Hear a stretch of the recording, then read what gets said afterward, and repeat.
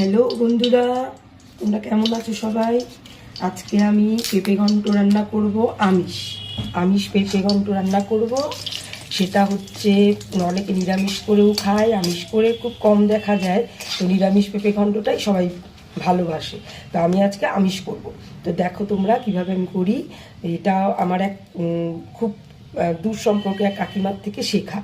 এরকম করে ওই যে পেঁপের অনেকে গন্ধ সহ্য করতে পারে না, তো তার যারা গন্ধ সহ্য করতে পারে না তারা এই আমিষ করে যদি খায় বেশ সুস্বাদুই লাগে, ভালো লাগে, খারাপ লাগে না।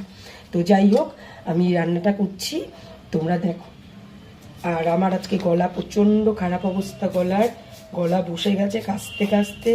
তো একটু দুঃখিত তার জন্য। এই তোমার জিরে ফোড়ন দিলাম আমি, দেখ, জিরে ফোড়ন, শুকনো লঙ্কা, তেজপাতা ফোড়ন দিয়ে দিলাম। এবার চিনিটাকে একটু কমিয়ে নিচ্ছি, মশলা অ্যাড করব।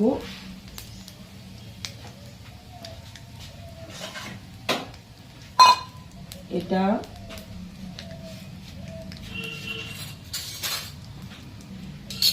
এখানে আমি হচ্ছে এক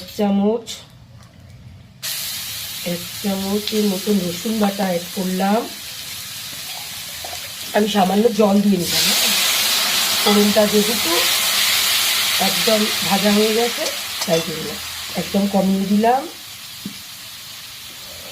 রসুন 1 চামচ, পেঁয়াজ 1 চামচ,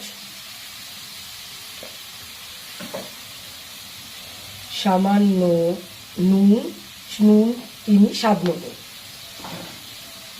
তারপর দিচ্ছি আদা বাটা 1/2 চামচ। এবার দেবো হচ্ছে ধনিয়া জিরে গুঁড়ো। আমার কাছে একদম ডাইরেক্ট ওটা নিয়ে আমি গুঁড়ো করে রেখে দিই, 1 চামচের মতন দিয়ে দেবো। তারপরে দিচ্ছি হলুদ 1 চামচ, ছোট্ট চামচে, এই হলুদ 1 চামচ। এবার দিচ্ছি একটু স্বাদ মতো লঙ্কার গুঁড়ো, যে যেরকম ঝাল খাও সেরকম ভাবে দেবে। তেল আমি 2 চামচ দিয়েছি। আমি সব ভাজা করে রেখেছি যেহেতু, তার জন্য খুব কম তেলে রান্না করব।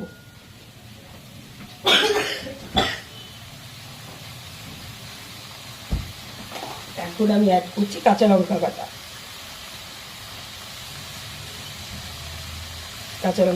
দেড় চামচের মতো। এখন এটা একটু কষবে।